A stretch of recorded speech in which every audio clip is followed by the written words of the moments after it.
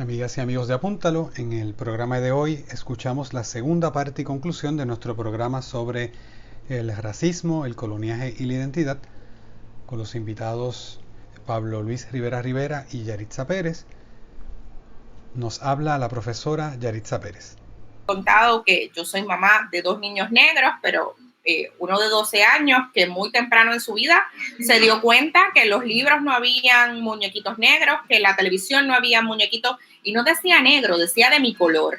Así que ya estaba marcando esa diferencia entre el color que yo poseo y lo que yo estoy viendo como aceptado en la sociedad, porque se envía ese mensaje inconsciente de que las personas negras no tienen la misma inteligencia o el mismo valor o la misma importancia que las personas de otro color.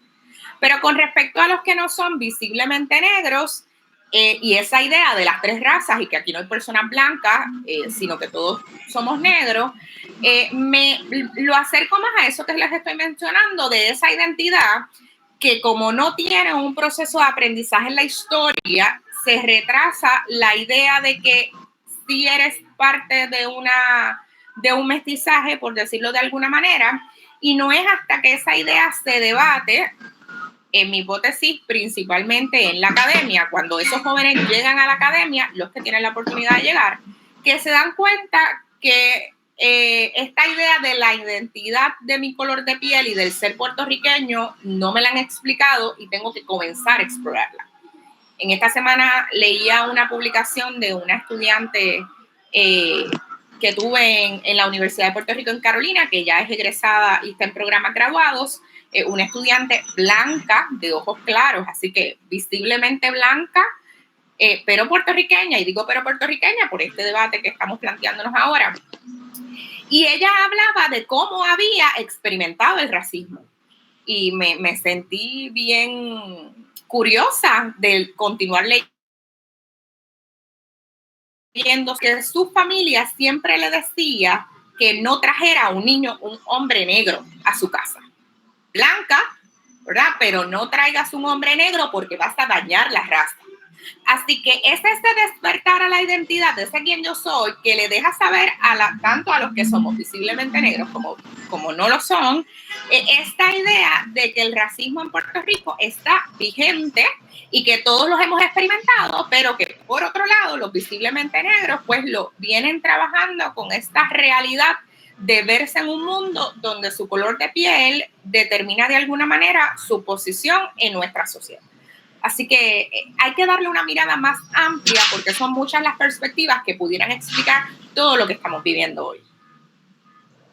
No, aquí hay un montón de cosas bien interesantes, importantes, ¿verdad? Que tú estás mencionando, y me encanta que traigas el tema de la identidad, porque yo creo que complementa muy bien elementos que ha estado trayendo Pablo. Tú hablabas de la cultura, quizás podemos oponer como, ¿verdad? No oponer, sino complementar la identidad desde el punto de vista cultural y la identidad desde el punto de vista político, de esos procesos de los que hablaba Pablo del coloniaje. A mí me recuerda, algunos de los ejemplos que tú estabas dando, ustedes son más o menos de mi edad, así que se tienen que recordar de Sunshine's Café. Claro. En Sunshine's Café había un segmento que era Puerto Rico racista. Ahí se recuerdan que él tenía ese segmento, y entonces yo me recuerdo 3 ejemplos que él daba. Él decía algo y cuando lo decía sonaba un tambor detrás. Y él decía, por ejemplo, si yo voy por la calle y veo un hombre blanco tratando de abrir un carro, yo digo, bendito, se le quedó el carro. Pero si voy en la calle y veo un hombre negro tratando de abrir un carro, digo, se lo está robando. Se lo está robando. O voy en la calle y veo un hombre blanco bien vestido, wow, ese debe ser un ejecutivo, ¿no? Veo un hombre negro bien vestido, ese tira droga. Veo un hombre blanco tocando el tambor, digo, tiene que darle duro, oye, que debe estar practicando un montón. Veo a Pablo tocando el tambor, lo lleva en la sangre. No tiene que hacer nada, eso es innato, ¿no? Sí. Y ese tipo ¿verdad? De lo que hoy en día se llama las microagresiones también, ¿verdad? Que es lo que decía Yaritza cuando hablaba del vínculo con la criminalidad o con conductas que son negativas, con conductas que implican una identificación por el color de la piel, una marginalización. Ese elemento político, para que me gustaría que Pablo lo comentara, me hace pensar, el elemento político de la identidad, me hace pensar en lo que tú dijiste, Pablo, del coloniaje, ¿no? Cuando estamos hablando del problema de la identidad, y aquí hay varias capas, ¿no? En el caso de Puerto Rico como colonia, pues ser puertorriqueño, hablar español, es menos prestigioso, menos cool, depende del grupo social, que hablar inglés o que ser americano. Lo vemos desde los nombres de los negocios, que eso lleva mucho tiempo, que se ponen en inglés cuando tú quieres que suene más elegante y más prestigioso, ¿no? Hasta los autoparts, ¿verdad? Si es la cafetería de Raúl es una cosa, pero si le pongo el nombre en inglés y me lo invento, Raúl Delicatessen, whatever, pues suena un poquito más. Lo vemos en los jóvenes en nuestro recinto en Carolina, muchos que cada vez hablan más inglés, esa influencia del inglés. Eso es un nivel que nos lleva al tema de la identidad en una colonia, ¿no? Donde la cultura de la metrópoli se ve como superior o se percibe, aunque no se expresen esos mismos términos, pero también con la raza, ¿no? Está la capa o con el color de piel, ¿no? Cuando se está hablando de esa jerarquía que se crea, esa jerarquía no viene solamente de la colonia con los Estados Unidos, viene de la colonia con España, todas esas jerarquías, ¿no? De mejorar la raza es una escala social, como tú quieres seguir subiendo en esa escala y no vas a bajar, y que es un elemento en común con el Caribe, ¿no? El Caribe colonial, ¿no? Como hay un discurso bien complicado que de la identidad en donde yo denuncio el racismo, pero a la vez yo trato de mejorar la raza, aunque no lo llame de esa manera, ¿no? El negro que busca casarse con la blanca, ¿verdad? O la negra que busca el blanco, porque a mí me gustan los blancos, o a mí, ¿verdad? Y a cuán internalizado está ese discurso, que puede ser un discurso de autorrechazo, ¿no? Por el color de piel. Pero que yo creo que hay una connotación política y un vínculo con el coloniaje. ¿Qué tú crees, Pablo? Fíjate que es el hecho de cuando queremos representar a una persona de Estados Unidos, decimos, no, mira, el gringo alto de ojos azules, no representamos al gringo negro, por ejemplo, ¿verdad? Porque ya hay un estereotipo. Pero en términos de eso, yo creo que aquí tenemos que asumir una postura en cuanto a esta situación. O somos racistas o no lo somos. No hay más ninguna. Y fíjate que por lo general no nos plantean modelos para nosotros incluso hasta discutir en las clases, ¿verdad? Y tenemos que ver que ese problema colonial ataca directamente al currículo. Los estudiantes, tanto en la Facultad de Estudios Generales, donde yo laboro, como acá en la UPR Carolina, en el Departamento de Humanidades, por lo general, cuando yo les planteo casos como el de Silvia del Villar, como el de Arturo Alfonso Chomber y otros, ¿verdad? El Rey Miguel, Miguel Enrique y muchas figuras que han tenido una participación histórica en nuestra sociedad, Isabel Océano Cruz, Cecilia Horta, nos damos cuenta que primero que el sistema busca que el currículo no discuta esta información. Está establecido que no está en el currículo de alternancia en el país, que hace que cuando se adelanta por un lado, pues se atrasa por el otro. Pero analicemos nosotros mismos a quienes utilizamos como modelos en nuestras clases para inculcarle esa información a nuestros estudiantes. Y puedes hacer la encuesta, y la realidad es que incluso nuestros docentes no conocen el tema. Entonces, ¿cómo podemos hacer transformaciones si nosotros mismos no conocemos el problema? Y somos parte del problema. Porque si yo no inculco el que no seamos racistas, soy parte del problema. Así que me parece que mencioné el coloniaje y el retrato del colonizado está vinculado a una situación de que está igual que la discusión sobre África. O sea, aquí hay un reconocimiento amplio de que tenemos herencia africana.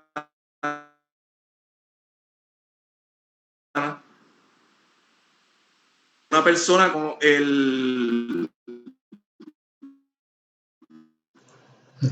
africanidad, pues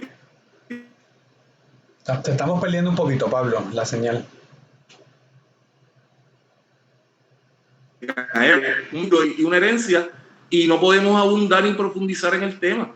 Así que tenemos que analizar y ver dónde estamos posicionados. Si somos parte del problema y somos racistas, directa o indirectamente, o no somos racistas y tomamos acciones para combatir el racismo. Porque quedándonos en la zona cómoda y diciendo, ¿y tu abuela dónde está?, no resolvemos el problema. Yo creo que el problema de educación es más profundo y tenemos que involucrarnos para poder combatir ese mal que nos aqueja de una u de otra forma.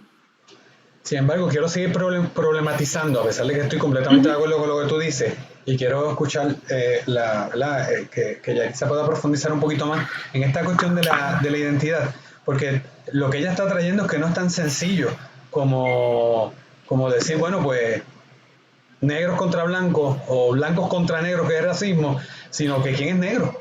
¿Cómo se define un negro en Puerto Rico? Es lo que traía ella hace un momento, ¿no? Yo les decía el concepto de ser visiblemente negro.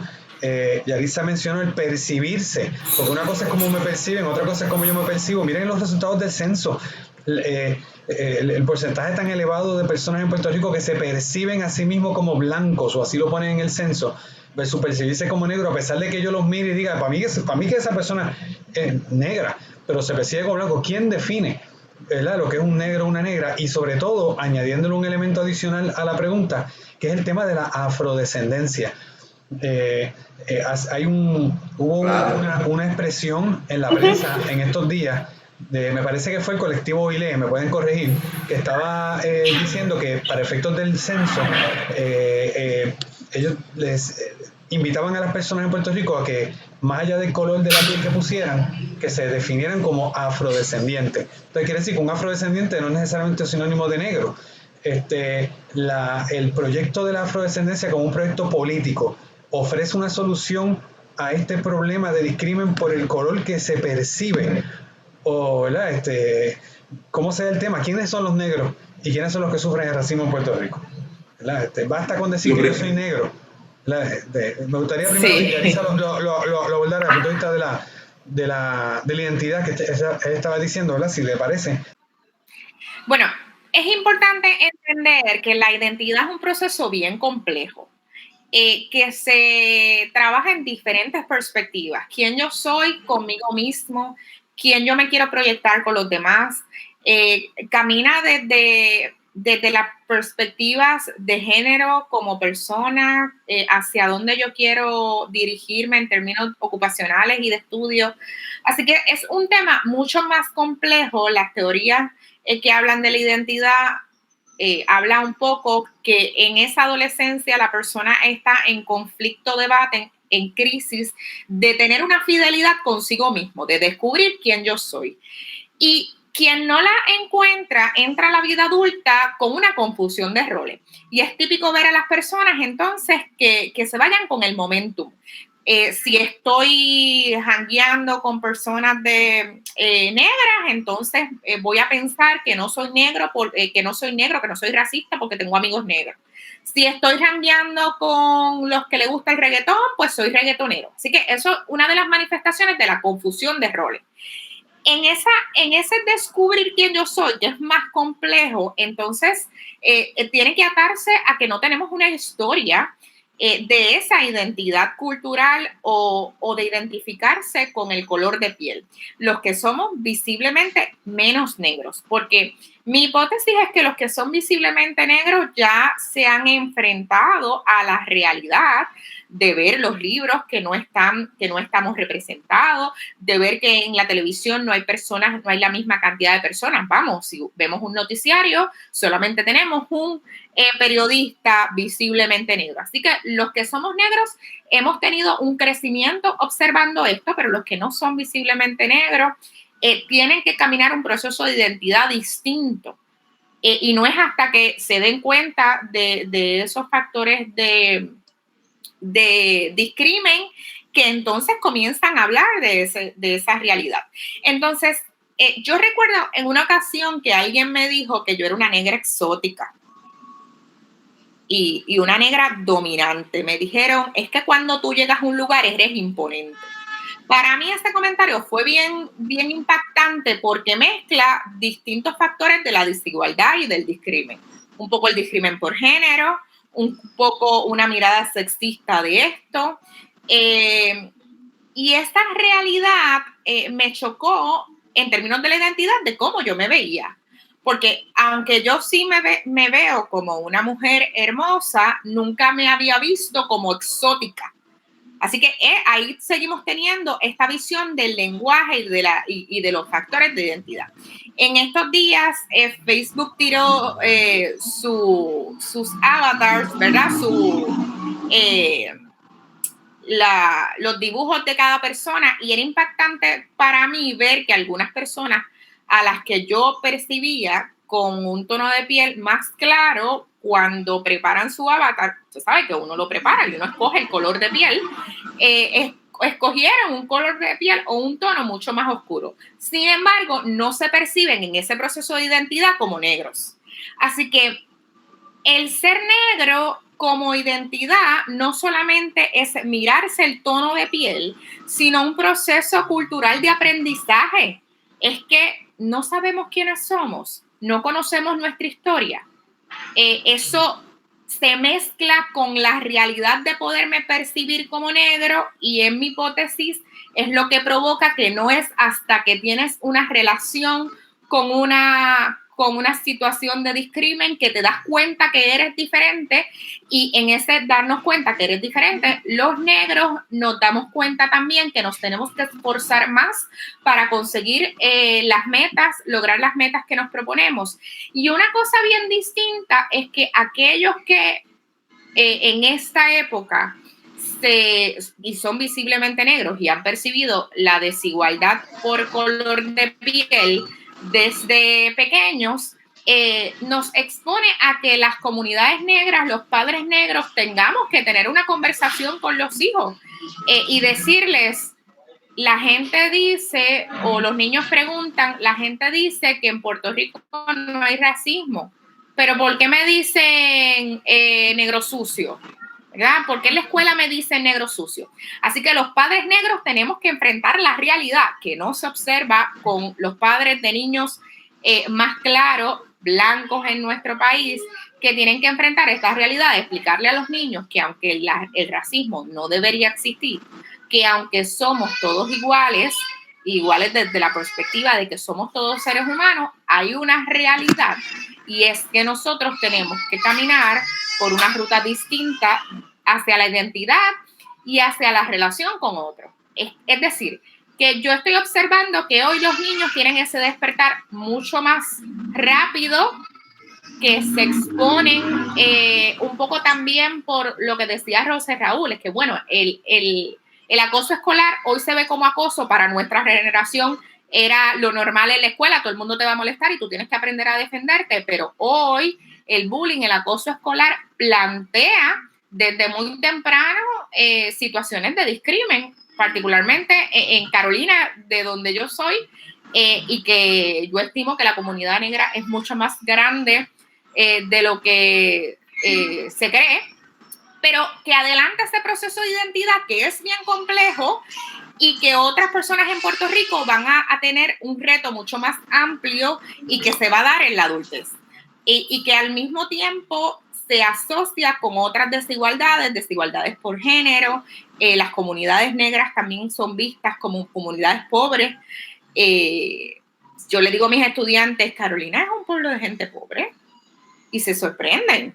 Bueno, porque Carolina es un pueblo que ha progresado Sin embargo, si usted va a sus comunidades más autóctonas, ¿verdad?, más originales del pueblo, ve que hay una mayor concentración entre personas negras. Así que las familias negras nos tenemos que enfrentar a esta realidad, a estas conversaciones con nuestros hijos, en comparación a lo que otras familias tienen que enfrentar, y que todo eso, junto con la realidad de que somos un país que nuestra historia negra no la conocemos, va a retrasar de alguna manera ese verse como una persona negra, más allá del color de piel que la gente puede identificar. Y me parece que eso da paso a este movimiento para mí tan hermoso de afrodescendencia, que entre otras cosas tiene la virtud de educar hacia una identidad cultural. Me parece muy bien. Miren, y Así que el tiempo nos está traicionando. Ya nos quedan muy pocos minutos. Me gustaría que ustedes, dentro de ese contexto, pudieran hacer unos comentarios finales. Evidentemente, Piqui se extiende. Quizás podamos plantearnos la posibilidad de grabar otros programas. Esto es un tema que viene, ¿verdad?, mucho. Pero, ¿verdad?, el tiempo que tenemos es limitado. A modo de conclusión, algo que ustedes entiendan que es necesario mencionar de manera breve, porque nos queda bien poco tiempo. Quizá quien quiera, no sé si Pablo quiere, ¿verdad?, y luego Yaritza. Pablo, me parece que la afrodescendencia es importante. Yo creo que a manera de resumen, tenemos que plantear que esta situación es una situación compleja, y que este momento histórico lo que llama es a la discusión. Todavía se nos quedaron otros temas, ¿verdad?, de cómo se perciben a las personas. Yo creo que en una ocasión Raúl estuvo presente cuando un compañero profesor me preguntó de dónde yo era, y yo, para ver su reacción, dije de Condado, y la reacción fue de una gran sorpresa, y eso me pasa muy frecuentemente. Además de decir, pero ¿de qué suburbio en Condado? Porque hay una visión de que los negros solamente son de Loíza, y sí, tenemos una población de personas negras en Loíza. Sin embargo, es como dice Yaritza, por ejemplo, yo soy de Carolina, en San Antón predominan las personas negras, en Cacao, en Barraza, en la mayoría del pueblo de Carolina son poblaciones marcadamente negras. Así que tenemos que hablar sobre eso, hablar del papel y el rol del hombre y el rol de la mujer, hablar sobre la afrodescendencia, que es un concepto que es de autorreconocimiento de las personas que estaban en un momento dado discriminadas, y han asumido ese concepto como algo que ellos mismos han reconocido, y que lo que determina son varios factores que me parece que en un solo programa, ¿verdad?, pues no podemos discutir, porque son sumamente complejos. Y ya estamos. Gracias, Pablo. Yaritza, algo bien brevemente para ir concluyendo, por favor. Esto tiene que continuar, ¿verdad? Tenemos que continuar educando, tenemos que continuar promoviendo la discusión. A mí me gusta mucho eso que dije al inicio, que es el lenguaje lo que permite el razonamiento lógico.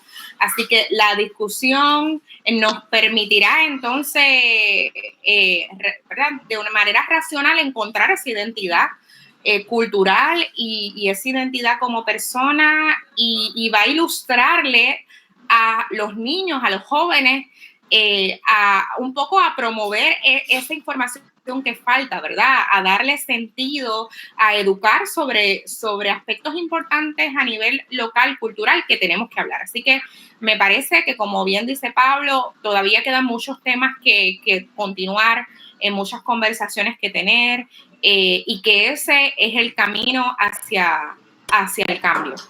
Lo que queda claro, Raúl, es que en Puerto Rico hay racismo. Sí, y es importante que se hable de él, y es importante que entendamos lo complejo de este fenómeno para poder tener las herramientas y acabar con él. Así que yo les agradezco inmensamente su disponibilidad, su generosidad por compartir este espacio aquí en esta breve conversación. Siempre el tiempo nos traiciona. Le agradezco a nuestro público por escucharnos. Esperamos que este programa les haya aportado, ¿verdad?, información valiosa. Y gracias a Yaritza, gracias Pablo, y será hasta la próxima semana. Gracias a ti, Raúl. Hasta la próxima.